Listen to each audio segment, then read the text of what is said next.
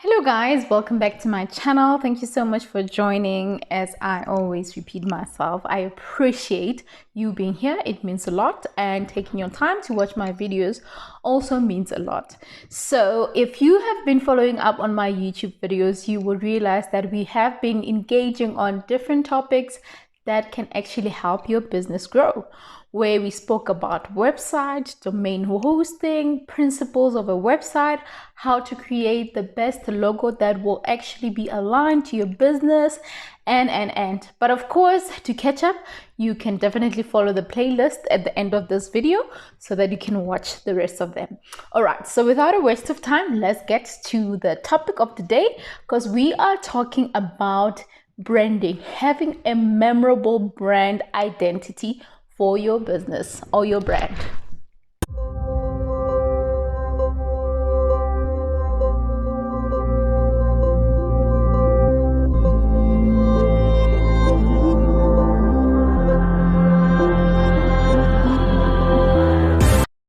Alright guys, so when you think about brand or branding or brand identity, what comes to mind is having a logo for your company, having, certain colors that you use for your brand that explains or defines your brand in the business. That is actually correct, but there's actually more to branding. So today we're speaking branding identity, what you can do to actually have a memorable brand. So I think the first thing that you have to note is that understanding your target market is important. Often we invest so much time in marketing, advertising, promoting our, whatever, like products or business or whatever that we do, or your brand, for example.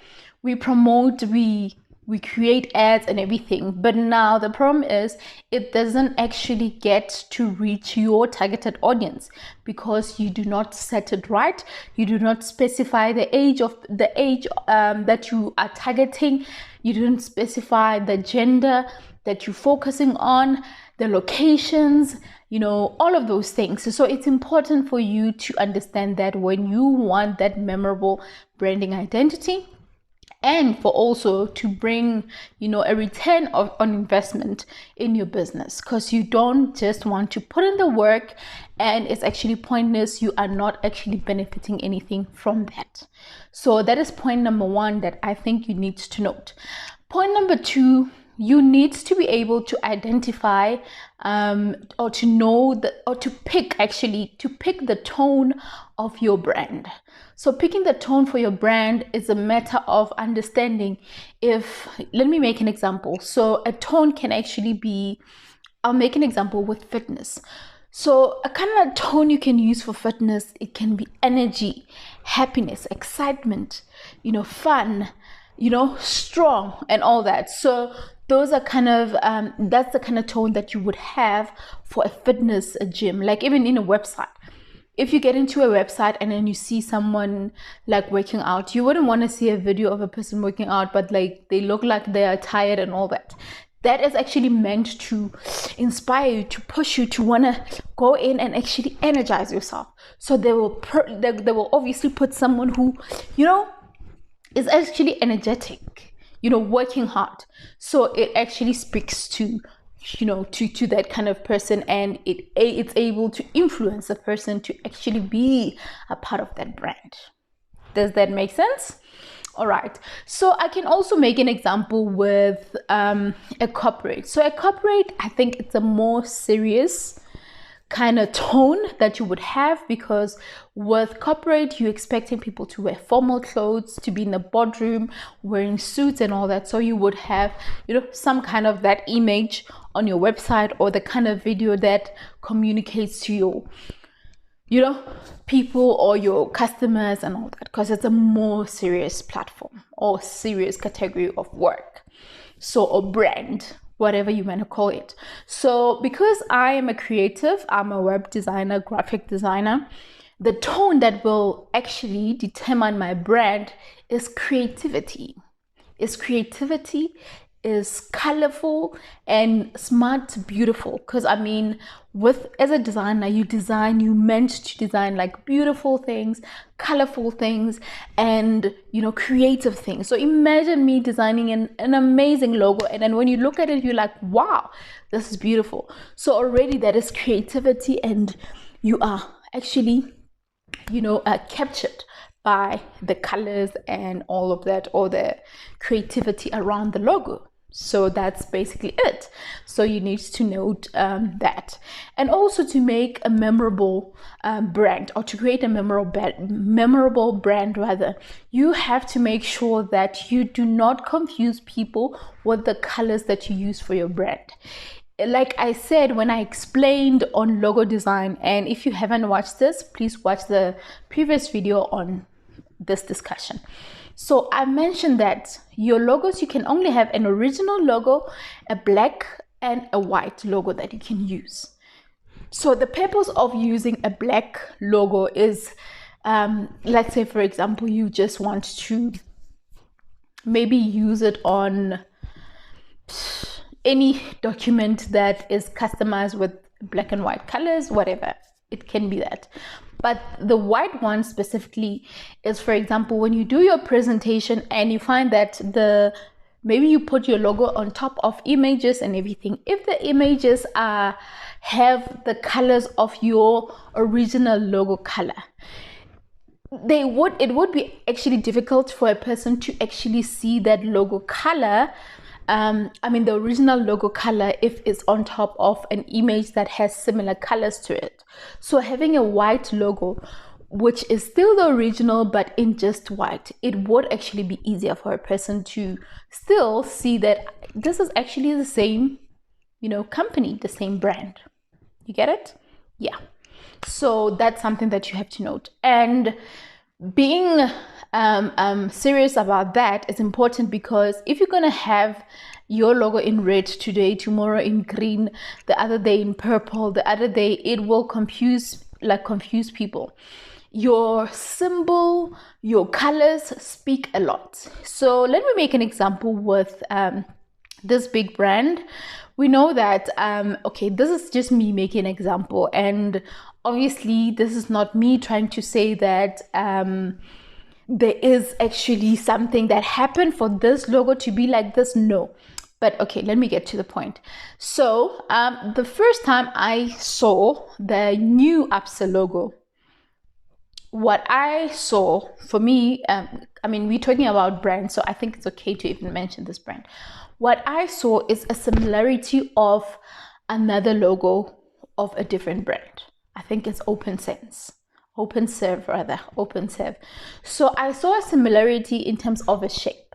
So already when I saw the ABSA logo, I could already think of that logo because of the shape that it has.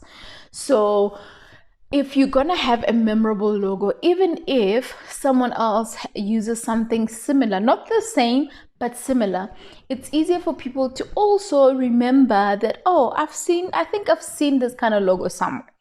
So that's my opinion. And you also want to try to make sure that it remains in people's minds.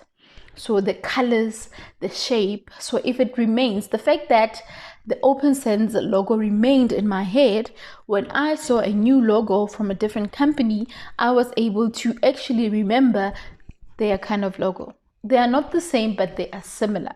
So you have to understand that as much as your brand will be unique and all that, you can expect some similarity one way or the other. But obviously try as much as you can to be more creative and stand out from the rest. I think that would actually be the best way to make yourself stand out and be more unique, because that's the whole point of branding. You have to actually be unique. So those are some of the things that I feel like you have to note. All right, so I think I spoke about colors and all that, which is one point. I'm actually looking at my notes, so don't Mind me, so I think this is the last part that I'm going to cover, because I've covered the kind of design that you need to have, the kind of colors you need to have for your brand, and also, you know, knowing your targeted market and all that, and all of that. So the last one is consistency. You actually need to be consistent for your brand to be memorable. Imagine, like, for example, we live in the digital space. Imagine using your social platforms to post just once a month and all that, and people get to actually forget about your brand or whatever that you do.